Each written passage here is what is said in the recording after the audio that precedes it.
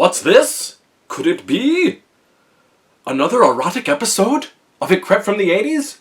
With your host, The Seavage? Hello everyone. Welcome. This is another fun-size bit episode of It Crept From the 80s.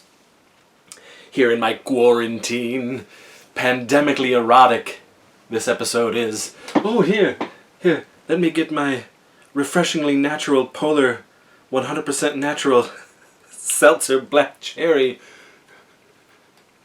0 calories, no sugar, nothing.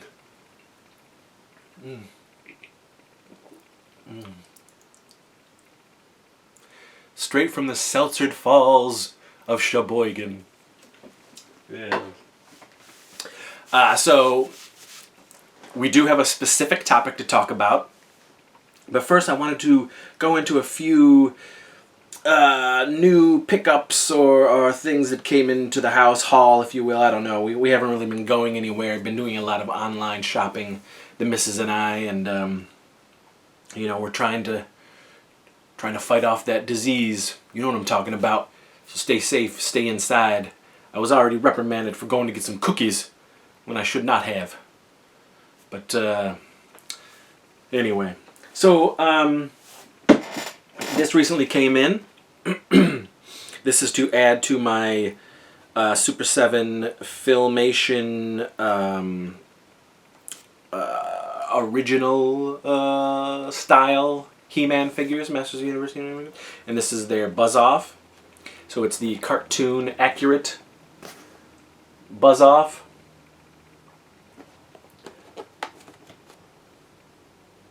Beautiful. Beautiful. That is gonna go with the collection. Oh man, I can't. I tell you, I can't wait. I can't wait. Staying in that vein of the Masters of the Universe vein. These are the Masters of the Universe Classic Filmation 2.0 figures.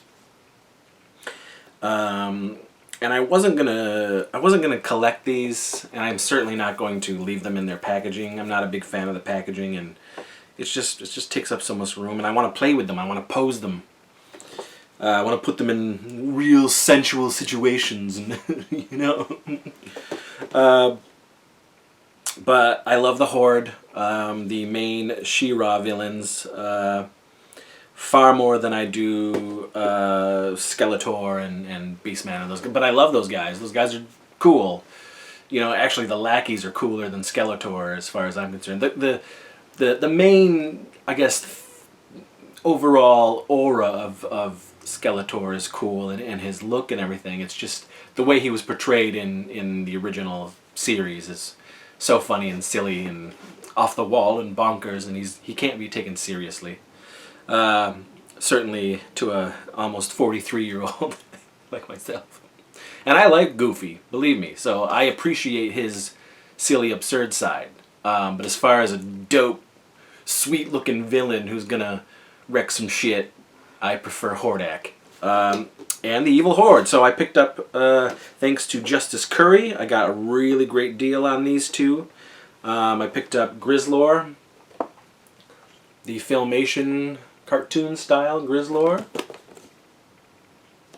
and he is definitely coming out of the box.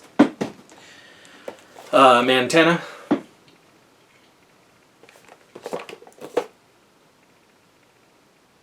yes.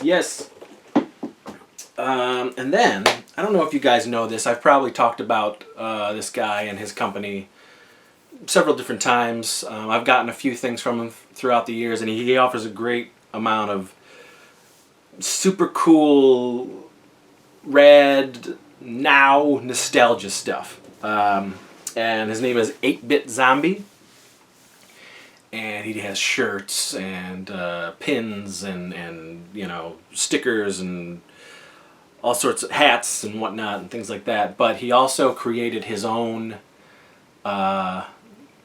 Masters style action figure called Thrashor. And he's been, he's sold them a couple times, but he recently had a couple that he had and he wanted to sell because of the whole, you know. Listen, it's tough times out there, you know. Artists like myself who are making movies or making whatever you're making this is how you're getting money, folks. And I'll talk about that a little later. But so I picked up the Thrasho lantern. It was opened, but it's okay because I'm going to open it anyway. But I tell you, I really don't want to because I love the packaging. So I'm going to keep the packaging and display it and open up Thrasho lantern. But I think it's so cool that he was able to do this. I think it would be rad to do Warlock and LBP characters in the He-Man style. That would be so awesome. If somebody wanted to get a hold of me and you know, put that together. But so that's 8-Bit Zombie online. Look, Instagram, his website, his store, Facebook, everything. 8-Bit Zombie is so rad. Like-minded spirit. I believe he's the same age as me, mid-40s. But he knows what's up. He's got the look, the style, the magic. I don't know. But yeah, Thrasher. Add that to the collection. Also picked up the Bill and Ted cereal, the original cereal box. Couldn't pass it up. It was only $10. I used to eat this cereal. And it'll go well because I'm recollecting my Bill and Ted stuff, the Kenner stuff that I had in the early 90s. So that's up there. And then I think I've mentioned before, but you know, all of us kids who grew up in that time, we loved the TV Guide. Loved circling all the things that we wanted to watch during the day, during the night, during the weekends, whatever it was. We loved the ads in it. We loved seeing the Saturday morning preview ads and everything. So I have been recollecting 80s TV guides and reading them and getting swept up in it and feeling the nostalgia and really feeling that, man. It's a, you know, like most of this stuff, it truly is like a time machine back to your favorite decade, and TV Guide is no exception. And so I got a new issue in the April 1985 issue TV Guide with the Keaton family. And there's some good stuff in here. Great stuff. You know, the lineup was solid. I you know, I should go through here and make my list of things I need to watch. The good old days. They don't make them like they used to, you know what I'm saying? No, they don't. No, they don't. So if you guys got a line on some 80s TV guides, let me know, because I wanna get a whole bunch of them. So now we're going to talk about the main subject at hand, and these little fun-sized bit episodes are just really focused episodes, little nuggets of whatever it is, movies, TV shows, toys, you know, comics, whatever it is, very specific to what I loved and what I grew up with. And this is another one of those toy lines that not too many people know when I'm talking about it. Far more than, say, Bionic 6 or something like that I've mentioned. But I'm talking about Sectaurs. Sectaurs was a Coleco toy from 1985, and it was very short-lived. But for the time that it was here, they did put out a really nice collection of merchandise. And I had a lot of the toys, if not all of them, because it was a lot, but it was condensed. It wasn't like He-Man, and it wasn't like Real Ghostbusters or any of that, where there's 5 different series of the main line, and then they go off on these weird tangents and come up with all these ridiculous characters. This was a core group. And they came from the planet Symbion, and there was a explosion of mutagen and science, and the insects morphed with the creatures of the land, and blah blah blah blah blah, and created sectors, and I loved them. Most people always say, "Yeah, I remember that cartoon." Well, I guess there was only like 5 episodes, and it wasn't like a big. It was like a mini series, really, and I saw everything else, like the toys and the merchandise, before I even saw the episodes, and that was because I rented it and just was like, oh, a cartoon, But it was mostly just merchandising that I saw. So there was coloring books and sticker books and, things of that nature. And the toys, the comic books, and it was Marvel Comics did it, and it's only I believe it's only 8, 9 issues, and I have most of the issues, but Sectaurs, here they are. These guys were just really cool. They were bigger. They were about as big as the Thundercats toys, which were big. When you're growing up in the 80s and you're playing with G.I. Joe, you're playing with Kenner's Star Wars, you're playing with He-Man. When you get these Thundercats, you get these Sectaurs. Even to a little extent, some of the creatures and characters in the real Ghostbusters line, they were just bigger, cooler, and real dope to play with, and they were just towering over the other figures. Certainly the mask figures from Kenner. But I loved them. I just loved how gross and gnarly they looked, and one of my favorite things about Sectaurs were the beasts that they rode. I've talked about this before, but I loved the shtick of basically putting your hand through the creature itself, the toy itself, and your fingers were the legs of the creature, right? And the creature was up here, and it had wings, or it was a different type of insect or whatever, and then your Sectaurs, Dargon or Spydrax or whoever they were, would sit on top, and you had batteries, and it would flip the wings around and everything, and they were just really cool, and I loved them. And I had probably 3 of the bigger ones, and I want to say almost all of the actual regular figures, which is crazy because they definitely were more expensive than your normal figures. I'm thinking back, man, it's they would always, parents and would always complain about the prices of these figures back then. And I guess I could get it. I guess I get it for these types of figures. When you're usually paying $2 to $3 for the regular figures, and then you end up paying $7 to $10 for whatever it was, $15 for the main biggies, $20, what have you. But yeah, man, I just think it's one of those toys. I don't know why it didn't catch on. It's weird to think back at all the toys that did stick around, and then the ones that didn't. Because to me, Sectaurs was right for a whole army, right? They could have had that.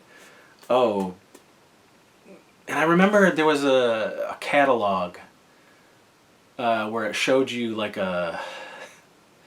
what's to come, right, for Sectaurs, and there was a series 2. There was even a Sectaurs big wheel and shit like that.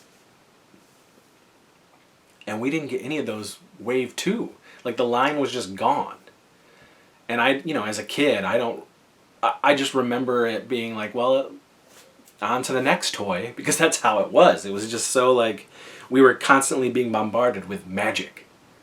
All the time, There was craziness all the time coming at us kids, and we were eating it up, But Sectaurs seems like a line that really should have stuck around, especially the playset, the Hive. I never had the Hive. In fact, I didn't know anybody other than this kid, Nathan, who had a lot of the bigger play sets, right? And I think he had the Hive. Maybe him or Greg Martin, or I don't know. But one of my friends had the Hive, and I always had to bring stuff over to play with it. Yeah, I never had the Hive. And like looking at it as an adult, it definitely like it isn't as well put together as Castle Grayskull, Boulder Hill, you know, Ewok Village even. It's kind of a shell of this plastic, almost like a Ben Cooper style mask shell with some stuff on the front that you can do, but in the back it's just like not much to it. And like now it goes for so much money. I wouldn't even pay for it, you know? I would rather make my own sort of scenario, own Symbion village out of like paper mache and stuff like that or whatever, than you know, pay what people are asking for that thing. But it certainly was cool, and as a kid I wanted it, you know. So I have been trying to recollect Sectaurs. And for the most part, it's not that bad, especially if you get lots. And I'm looking into lots a lot, because I only have 5 Sectaurs, and recently, you know, 3 of those were gifted to me by Who Dat Whale, a fan of the channel, Michael, which was awesome. But yeah, I always say that I want I want loose and carded. And that's never going to happen, but I would love at least 1 carded Sectaurs. And the boxes were different. The boxes were bigger, and then certainly for the creatures that they rode were bigger, and those go for, you know, $300 on eBay. But the others aren't too bad. But the lease, I mean, so the loose stuff really isn't too terrible. So it can be accomplished. It's, I guess, finding them complete is going to be rough here and there. But again, I've been looking at the Sectaurs lots just to see if I can get like a good chunk of them with the beasts. I want those beasts, man. Those beasts were so dope. But there is a small toy company run by one dude, Zack Toys, and he announced a couple years ago that he was going to bring back the Sectaurs line. Sectaurs, by the way, was co-created by Tim Clark, and Tim Clark created the Boglins for Mattel, and he worked with the Jim Henson Company and worked on so many of the Henson Company puppets and movies and whatnot, and the Muppets, and huge Henson Muppet everything fan, you know. So it was cool, you know, growing up to find out that one of the original Muppeteers created these dope toys, and it makes sense, you know, when you think about those toys, these specific toys. But so Zack Toys said that they were going to be bringing Sectaurs back, but in the 3 3/4 scale figures, like G.I. Joe, like Star Wars, what have you. And they were kickstarting it. And I was just like, oh my god, I followed the production of it, and it took a while, but I just wanted to get at least Spydrax and Dargon at first, because I wanted to see them, I wanted to, test it out. So I just got those 2. And boy, I mean, it's one of those things where I should have, and I probably will, but I want to open these so bad and play with them, but they look so good packaged that these 2, at least, I am not going to open. So I might have to buy them again just so that I can open them and play with them. And there's more. You can get an army. You can build an army with the the figures, and it's got some of the lieutenants and whatnot. But the main men, man, Spydrax and Dargon, look at these. Zyka Toys, my God. These guys are so rad.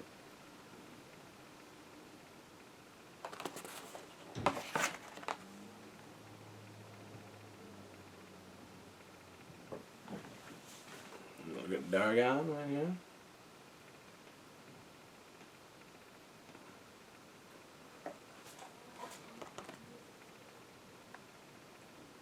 And they come with a bunch of accessories. They just look so good. I mean, such a good job. Dargon of the Shining Realm. Spydrax of the Dark Domain.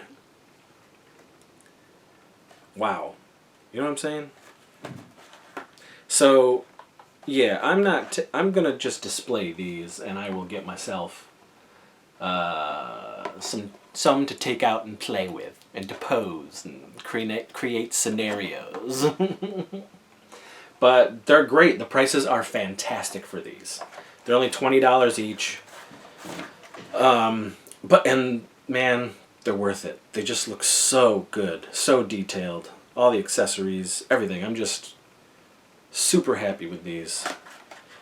And I think I'll have them remain unpunched. But man, Sectaurs. That's another one, folks. Another one down. Another favorite Sievage 80s thing. You know? And again, I don't know the full story of all these things that I love. I'm not one of those guys. There's plenty of that on the internet. I just come to you with my memories, with my personal thoughts on the things and the whatnots and the this and that's of the 1980s, and my experience with those things, and being a 40-something now and loving them to this day. So, please, do yourself a favor. If you have that magical spark and remembrance of the Sectaurs, then don't fight that feeling. Let it well up. Let it make you as well want to seek out some Sectaurs and look at, play with, display once again, and give you that magical nostalgic love juice. I want it on my face, on my breast, on my belly. I want it all over. That's right, friends. So thank you for joining me on this pandemically erotic episode of A Crept From the 80s. We'll see you again very soon. Please? Please? Oh, don't fry me.